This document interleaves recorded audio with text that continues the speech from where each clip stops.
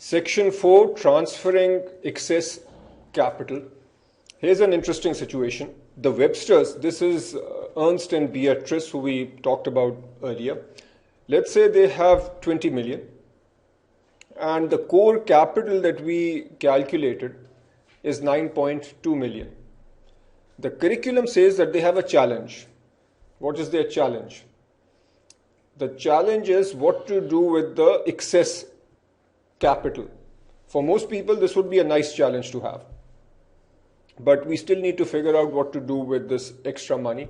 And this essentially starts the second part of this whole reading, which is how do we transfer money, excess money, to either our heirs or charities or so on. In most jurisdictions, they will either be inheritance tax, which means you need to pay a tax when money is inherited by your heirs, and or they will be a wealth transfer tax or a gift tax. You need to understand what those taxes are and then try to figure out a strategy that minimizes taxes. What the curriculum now does is gives several scenarios. The first scenario is a tax-free gift scenario. Again, different jurisdictions will have different rules. In the US, a parent can gift 13,000 per child per year. And if you have father and mother, they can each gift 13,000, so you can have a total of 26,000. The US is just an example. Obviously, in the jurisdiction where you are operating, you need to know what the rules are. If you have excess capital, then does it make sense to take advantage of this, given that you do plan to have money transferred to your children and you have excess capital? It makes sense to do this because you can do this tax-free.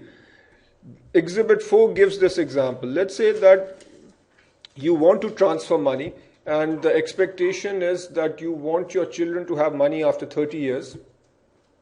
So you put money into a fund for them where you are transferring 13,000 per year for 30 years. Given a 8% nominal return and a tax rate of 25% and inflation of 2.5%. The numbers now that you need to look at are given in this exhibit over here. What do you see? This is the years from 0 to approximately 30. This straight linear dashed line, all this is saying is that the 13,000 multiplied by 30, which is how much? 390. So that is 390,000. That is the actual amount that you are giving. What do you think this line means? This is the wealth transfer. Why do you have this exponential growth? The exponential growth is because obviously the money that you are putting in is being invested at a certain rate. We are assuming a 5% real return. Where did the 5% return come from? You are assuming a 8% nominal return, inflation of 2.5%, so simplistically it would be 5.5%. Alright, in any case, we assume a certain real return and obviously that needs to be factored in. You are saving a lot because this money now is not being taxed.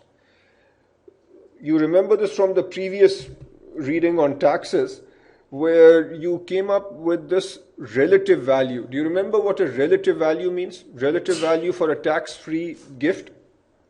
The way we look at this is this relative value is the future value of the gift divided by future value of a bequest. What does this mean? Bequest would mean that we do not do this gifting, and when the person who is gifting dies, he then obviously pays a tax on the money that is being inherited. Versus future value of a gift. I'm going to actually write this out, and this is straight from the curriculum. Which mode are we in right now? We are in a tax-free gift mode. What is the future value of a gift? It is 1 plus RG. The G subscript refers to the growth rate for the gift recipient. Whoever is receiving the gift, he is investing at a rate R, and then this R is the return that the gift recipient is expected to get, minus 1 minus TIG. What do you think this means? This is the tax on the income of the G being the gift recipient. All this to the power of n is 30 in our example. What is this saying? The future value of the gift is 1 plus the return, but from the return we are subtracting the tax rate. If the tax rate of the child is 0, then you simply have 0 over here, and then compounding over 30 years, so we have 30. Divided by future value of the bequest. If we bequest, will there be an inheritance tax? There will be a tax that needs to be paid, so we need to factor that in. So over here, 1 plus RE into 1 minus TIE. What is this RE? This is the return. The E stands for the estate. This is the person who is gifting, let's say the father. So this RE is his return. Generally, RG and RE are likely to be about the same. But what about TIE? This is the tax on income for whom? For the estate, or the tax rate of the person who is gifting. Is this likely to be higher than this? This is likely to be higher. And then what do we do? So this to the power of n, and all this then multiplied by 1 minus TE. This is the big tax that you have to pay when you bequest, or the inheritance tax. So the TE is the big inheritance tax. This future value can be quite big. Can you see that the numerator is likely to be substantially higher than the denominator? In this sort of environment where you can make gifts tax-free, it makes a lot of sense to actually make the gift tax-free during your lifetime rather than wait till you die and then pay a big tax. Next, can you imagine that there are some jurisdictions where a gift is going to be taxed? Definitely. If you are gifting more than 13,000 in the US, that's going to be taxed. In some other countries, you might not be able to gift any money without tax. So I think all you really need to know there is, again, this expression, the relative value of a taxable gift. This is, again, the concept is the same. Future value of a gift divided by future value of a bequest. Does it make sense that if this ratio is more than 1, then generally you will be gifting? If the ratio is less than 1, then it is better not to gift and let the inheritance process work. What's the expression here? Again, you need to, if you understand this once, it's easier to memorize. 1 plus RG, what's RG? Growth rate for the gift recipient multiplied by 1 minus TIG.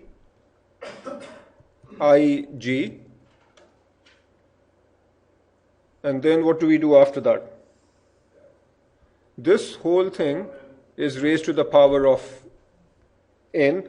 But now, if there is also a tax on gifts, then you multiply this by what? 1 minus tax on gift divided by, the denominator is the same as what we saw before.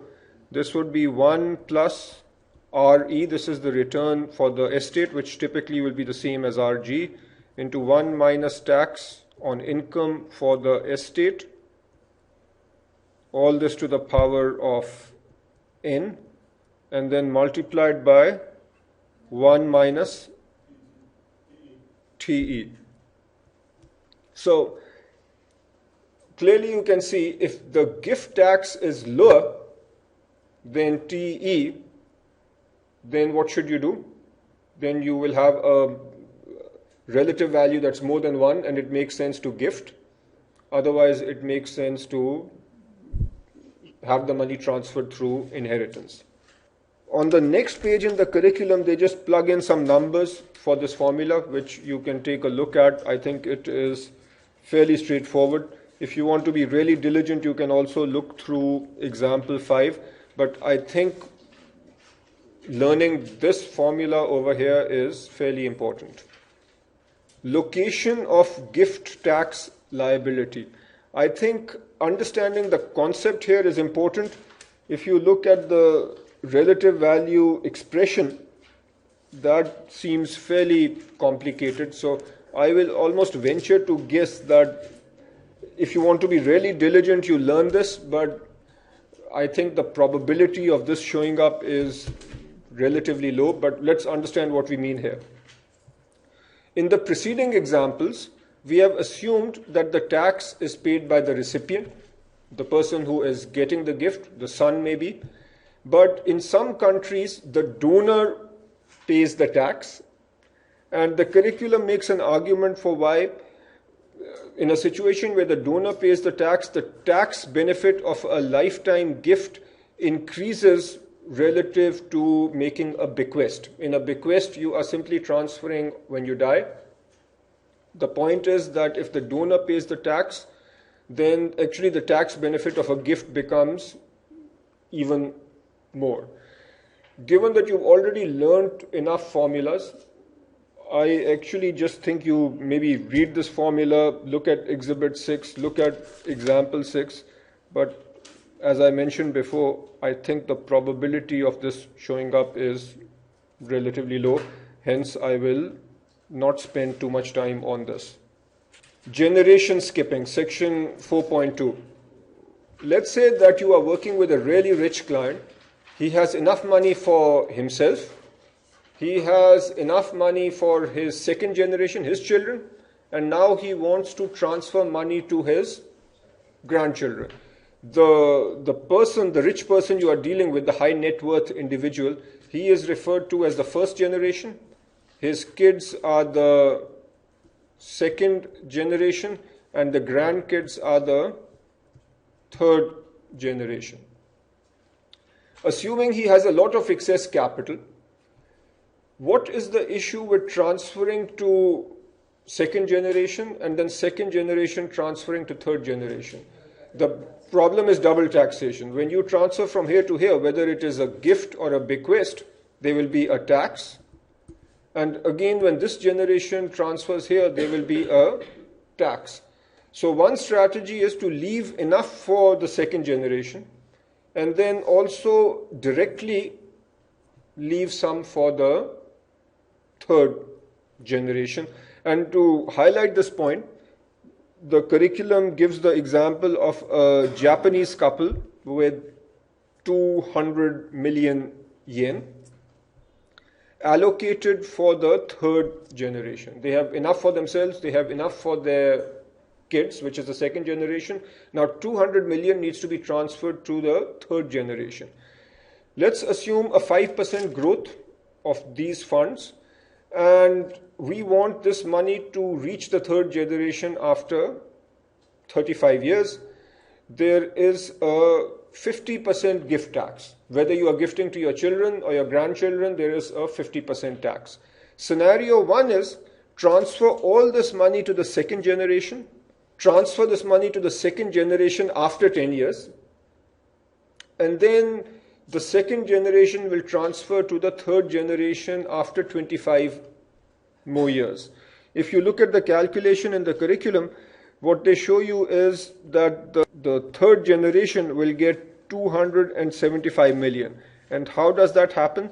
You start with 200 million, and I'll just work in millions here. 200 million. What happens after 10 years? After 10 years, this grows by, so this is 200 million multiplied by, you have 1.05 to the power of 10. Where is this 1.05 to the power of 10 coming from? This is the growth rate, and we are assuming that it's with the first generation for 10 years. That's where the 10 comes from. And then we pay a tax of 50%. So multiply this by 1 minus 0.5. And then this number grows for 25 years. You again have 1.05 growing for 25 years. And then again there is a tax of 50%. So 1 minus 0.5. And what do you end up with? 275.8 million. Double taxation here and here. What if the money is transferred directly to the third generation? Then you have 200 multiplied by 1.05 to the power of 35, and just that one tax, so 1 minus 0.5, and you end up here with a lot more. Here you have 551.6 million. The strategy of skipping a generation makes a lot of sense if you are sure that you do want to allocate some money for your grandchildren. The next few slides cover one or two main points from each subsection. What does spousal exemption mean? In a lot of countries, you can leave money either through a gift or through inheritance for your spouse without any tax. Different countries will have different rules. In the United Kingdom, you can leave 312,000 for your spouse without paying any tax. Why do we have this over here? Just so that you know that you need to check in your jurisdiction whether there is any tax when money goes to the spouse. If there is no tax, obviously you need to take advantage of that exemption. Another interesting one is valuation discounts. For those who remember, this connects with level 2. There was the segment, both level 2 and level 1 in alternative investments. If you recall, if you have let's say a share in a private family business, or if you have a share in or let's say you own a minority interest in a privately traded company. When you do valuations of such an interest, you often apply a valuation discount. Why? Because of lack of liquidity. The point here is, let's say that you are transferring a family business to your children, and there can be different valuation models that you use. But if you are allowed to use a valuation discount, why? Because your family business might be fairly illiquid. It's not so easy to take a family business and sell it. Then whatever is legally allowed, or given what is legally allowed, you should take as much of a valuation discount as possible. Why? Because if you can show a lower value for the family business legally, what will that do to the taxes that need to be paid? They will be reduced.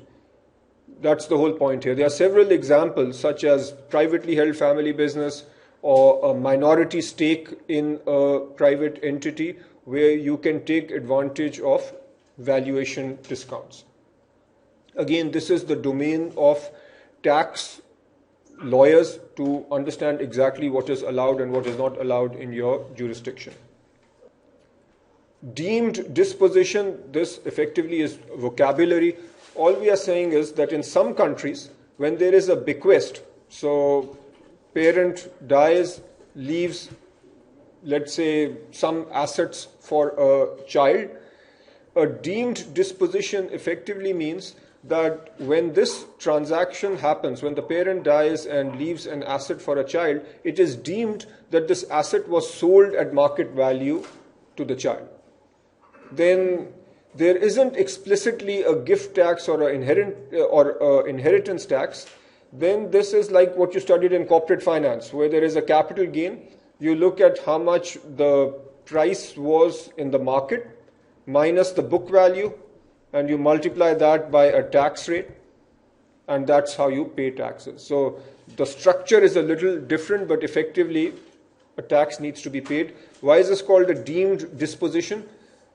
Because this is effectively deemed as a selling or the disposition of the asset from the parent to the child, and a tax needs to be paid, which is essentially a capital gains tax. Charitable gratuitous transfers. Most charitable donations are not subject to a gift transfer tax.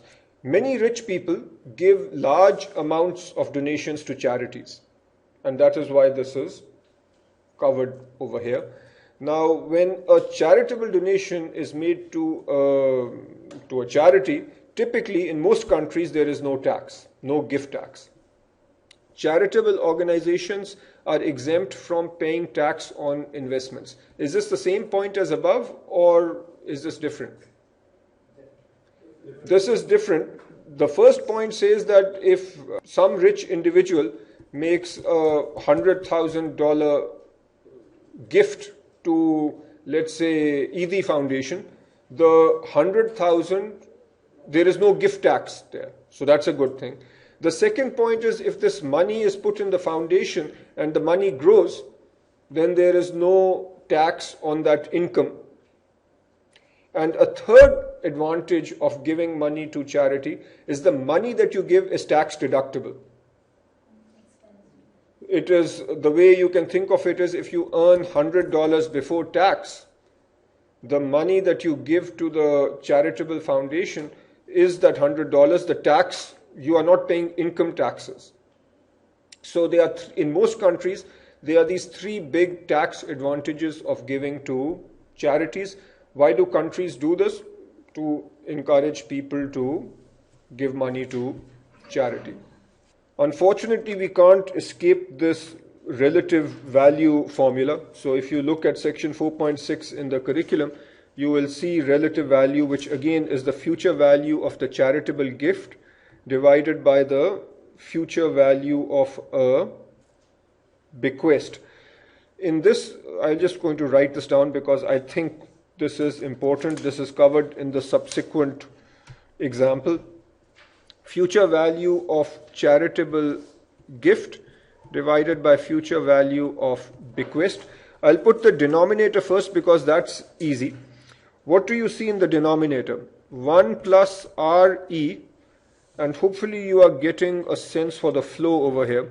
What is RE multiplied by? 1 minus the tax on the estate, that's the income tax or tax on investment. All this to the power of n, and then you multiply it by 1 minus the overall estate tax. This is your denominator. What is the numerator? The first part of the numerator actually takes this point into account. 1 plus RG, and this entire amount raised to the power of n. What is this saying? This is saying that RG is the return for the entity who received the gift to the power of n. But is there also this part, actually you can think of as the charitable organization being exempt from paying any tax on investment, hence we do not multiply this RG by any tax rate. Most charitable organizations are not subject to a gift tax rate, so we are not multiplying by 1 minus TE. But what about this third item? How do you account for the fact that the gift is tax deductible? In the numerator, then you add something to account for this fact, for this third fact that the gift is tax deductible. You don't need to get too hung up with the logic here, but I think you essentially have to remember this. You can think of TOI. This is the tax saving when you make a tax deductible gift. And then that tax saving, will that tax saving grow? Obviously it will. So you multiply this by 1 plus RE. RE is the return for the estate into 1 minus. Whenever you have RE, you will always have this multiplied by 1 minus TIE. All this to the power of n and multiplied by 1 minus TE.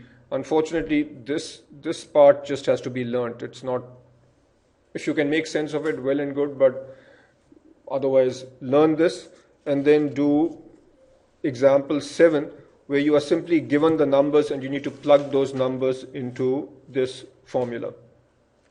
All right, moving on. Section 5 estate planning tools.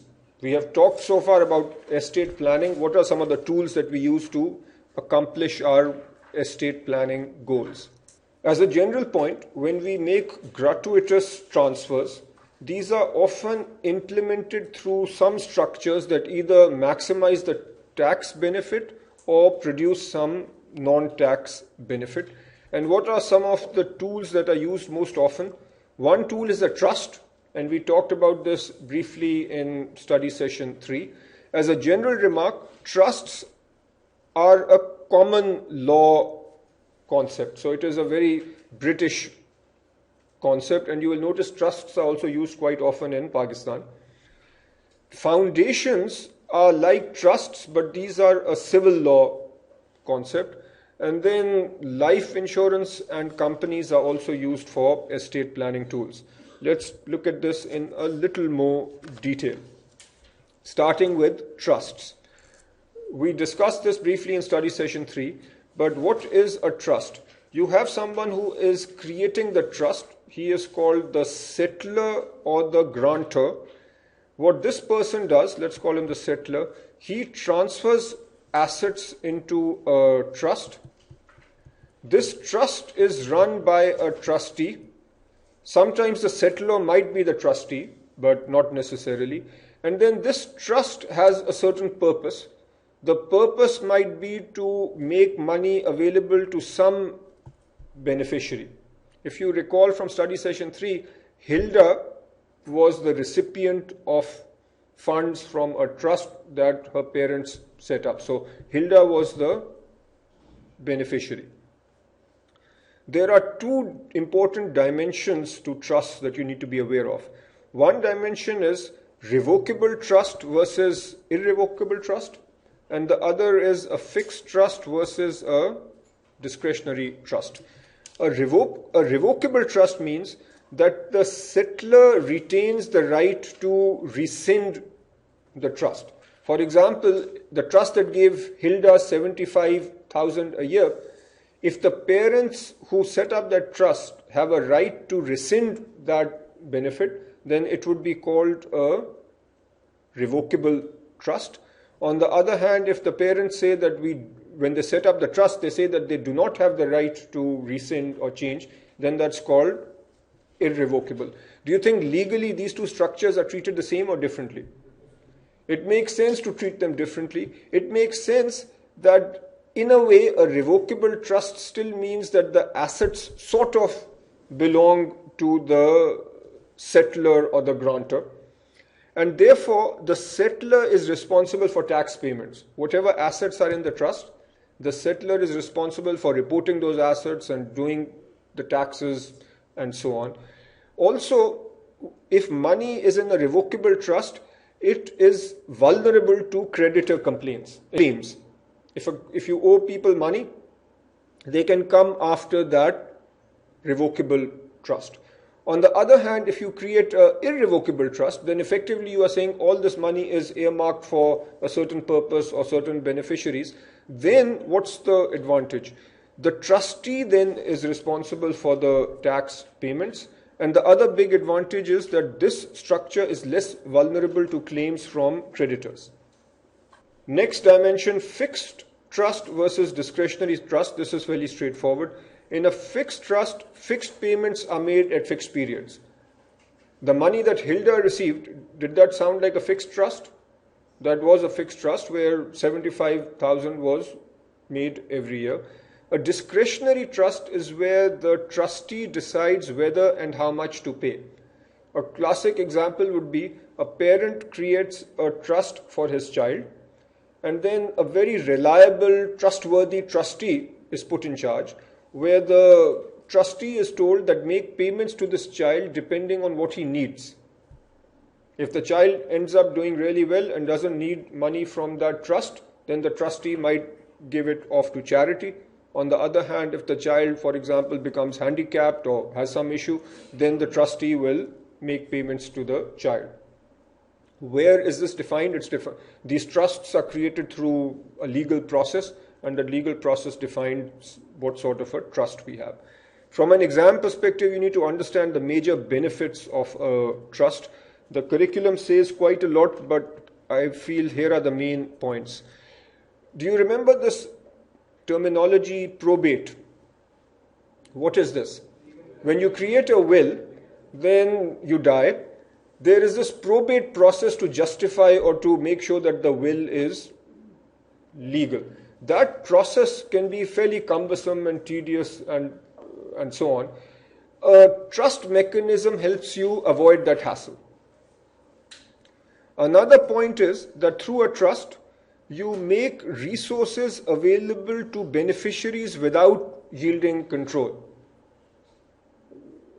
Again, going back to study session 3, where we have Peter and Hilda, and they have their son Hans. They might want to make a payment to Hans, but not give him control of the money. So Peter and Hilda, in a sense, retain control through the trust, but at the same point, their son Hans is a beneficiary. Protection from creditors, especially if you want this, then what do you need to do? Make your trust a irrevocable trust. And then there can be, depending on the jurisdiction you are in, there can be a tax advantage to trusts. Is there a difference between revocable trust and irrevocable depending on the tax? Which is more tax efficient? The question is whether revocable or irrevocable is more tax efficient. This depends on your jurisdiction. As a side remark, this is something that I've been through recently. I've tried it. I'm in the process of creating a trust in Pakistan, and it is a nightmarish process because unfortunately lots of people here exploit trusts to get some sort of a tax benefit, and the government just makes it nearly impossible for people to try and create trusts for charitable organizations. But it is a nightmare over here. Hopefully it's better in other countries. One last remark on trust. So trust is a common law concept, and the curriculum mentions as a last point that sometimes a trust in one country might not be recognized in a civil law country. And that is probably why Bill and Melinda Gates, who are operating around the world, created a foundation. So their foundation is the Bill and Melinda Gates Foundation. I think in more countries there are foundations. Foundations are set up to hold assets for a particular purpose. It might be to promote education. And like trusts, the foundation will survive the settler. So when Bill and Melinda Gates die, their foundation will live on. Another mechanism is a life insurance. Now, how does this work? You have a policy holder. So this is like, in a sense, the grantor or the settler. What does he do? He transfers assets in the form of a premium to an insurer. And then the insurer has the obligation to pay death benefit to the beneficiary. Why do people do this? Generally, the payments made to the beneficiary are maybe have little or no tax. In most jurisdictions, there is a tax benefit. You can avoid probate. Why is this a good thing? Because as we just discussed, probate can have a lot of hassles involved. And then also this gives you protection from creditors. In other words, insurance is another good mechanism to transfer money to your heirs. And finally, companies and controlled foreign corporations or CFCs. Have you heard of rich people setting up companies in tax havens? That is essentially what we are talking about here. You place income generating asset in a CFC. What is a CFC? Controlled foreign corporations. I think you just need to know the basic benefits. Why do high net worth individuals do this? One is you can defer your taxes until the income is distributed. So you can put your money in this company which is operating in some other foreign country. The assets are generating income, but you keep that income within that company and distribute it at a later point in time. In other words, you can then defer your taxes. If you set it up in a country with no taxes, then you can save taxes. These are the advantages, but the curriculum points out that many countries have rules designed to prevent taxpayers from doing this.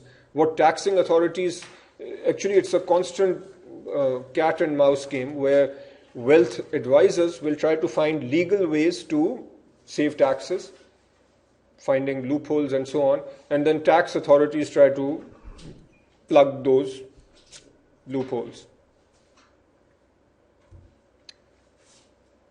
Cross-border estate planning, this is the last section in this reading. First, just understand what are these cross-border issues. As we live in an increasingly integrated world, you have situations where parents are in one country, children are in another country, you operate in one country, have a business in another country. So there are lots of issues. For example, income generated outside home country may be taxed in both countries. There might be an issue related to passing ownership of overseas assets on death. I might have some assets in the US, my kids might be living in England, and I'm living in Pakistan. So when I die, how do I manage all these transfers? Transferring assets to heirs located outside my home country might be difficult. So in our world today, these issues, especially for high net worth individuals, will be pretty substantial. You need to know a little bit about all these sub-points given over here. The first one I think is less significant, something called the Hague Conference. I feel all you really need to know is that the Hague Conference is essentially an intergovernment organization that works towards the convergence of private international laws.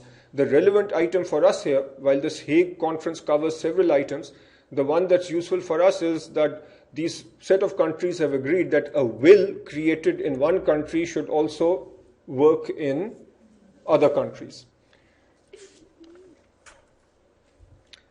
Okay, now the next few items are important because if you look at the learning objectives, there are several learning objectives tied to this. This is an intersect between this reading and the earlier reading on taxes. When we talk about tax systems, broadly speaking, there are two kinds of tax systems. One system is called a source jurisdiction, which is actually synonymous with a territorial tax system. So these two terms are synonymous. The other term is residence jurisdiction. The first term, source jurisdiction, means that we tax income as a source within borders. This means that a country with source jurisdiction, let's say country A with source jurisdiction, this will say that it will only tax the money that is generated inside the country. In other words, if I am here in country A, I have a business here, and I have a business in country B, then in country A, I'll only pay taxes on the income that I'm generating here. I'm not going to pay taxes on the income that I generate in company B. What is this called? This is called a source jurisdiction. The other is a residence jurisdiction. So if I'm living in A and I'm a citizen of A, then all my income, domestic and foreign, is subject to taxation. For example, Americans, no matter where they are living, all their income, whether in America or outside America, is subject to taxation. So that would be called a residence jurisdiction. You need to know these two terms. They are explicitly mentioned in your learning objectives. Wealth and wealth transfers may be subject to tax based on source or residence principles. The point here is, while it might sound like this is referring to income, but just like income is taxed, we've now talked about wealth transfer being taxed or inheritance being taxed. These principles might also or do also apply when we talk about wealth transfers. This is the first principle that you need to know. The next is the issue of double taxation. Two countries might claim to have taxing authority over the same income or assets. How can this happen? One is there can be a residence conflict. I might spend half my time in country A and half my time in country B. and both countries say that he is a resident of our country, and both countries claim that the individual should pay taxes. So this is called a residence conflict. Another example is a source conflict. I am here in Pakistan.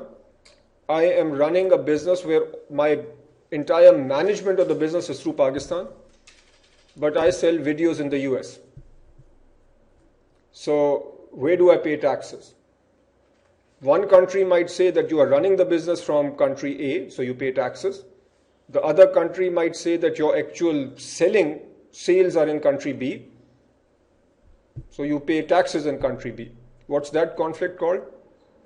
That's called a source conflict. The third category is a residence source conflict, where the curriculum gives this example.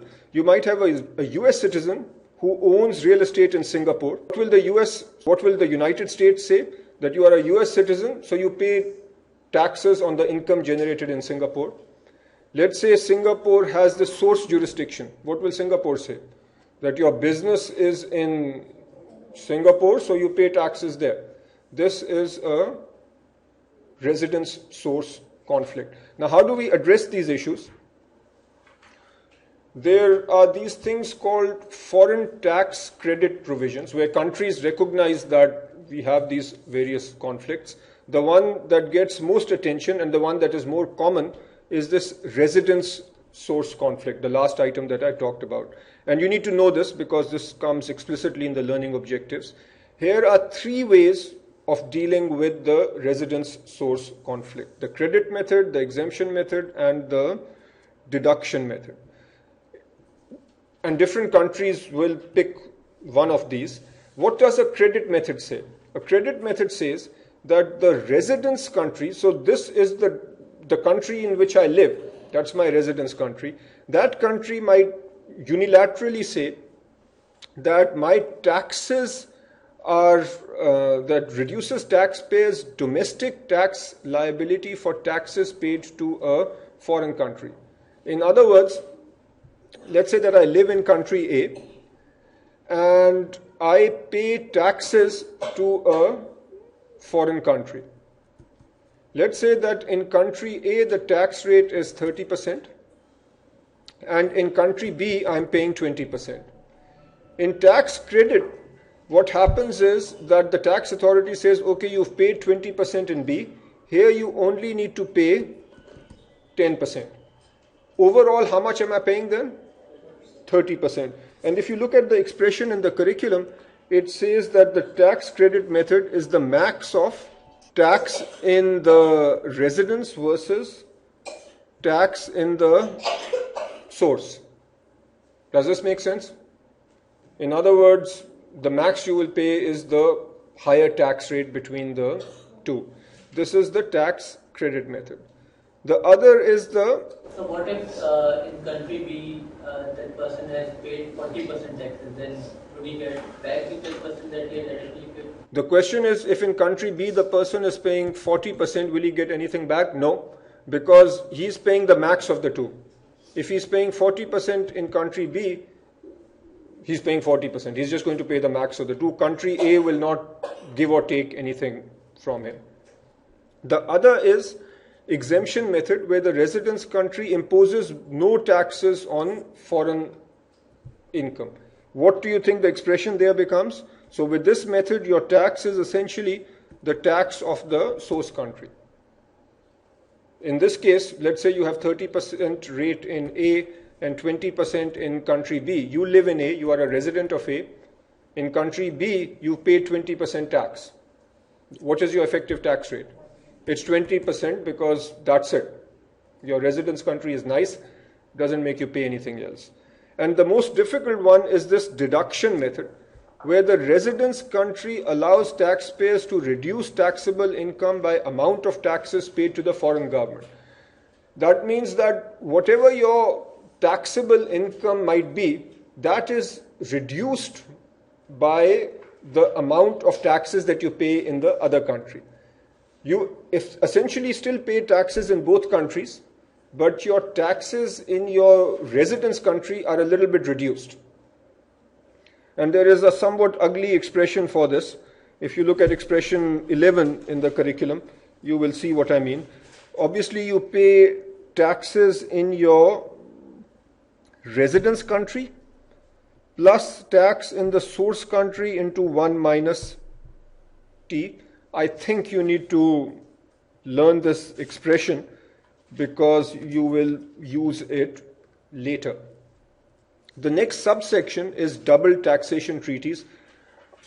If you look through this double taxation treaties, all this is saying is some countries have treaties with each other about how to tax people who are operating in both countries. And the best way to understand this segment is to do the example. All the example shows you is a taxation treaty between two countries might simply say that we use the credit method. And then what will you do? You will use the credit method up here.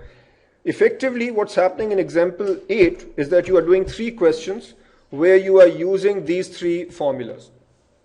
You see that there is one treaty where both countries agree that we will use the credit method. In another, the countries agree that we are using an exemption method. And in the third, there is a deduction method. So if you just flip through, you will notice that we are simply given the data and then we are applying the 3 formulas. Make sure you do that. And the final subsection here is transparency and offshore banking. Here there is a distinction made between tax avoidance and tax evasion. Is tax avoidance okay? Tax avoidance is okay. This is legal ways of avoiding taxes. Tax evasion is bad. Don't do that. What this section points out is that increasingly there is a trend towards governments exchanging information with each other. So at least in theory, you can't hide money in some other country and evade taxes. Somebody tell that to our politicians, they can still figure out a way of doing that. The curriculum says that tax evasion is more difficult, but they need to visit our country. According to the curriculum, what is needed is a strategy that is compliant. Compliant with what? With the tax rules of the jurisdiction that you are operating in. Tailored. What does tailored mean?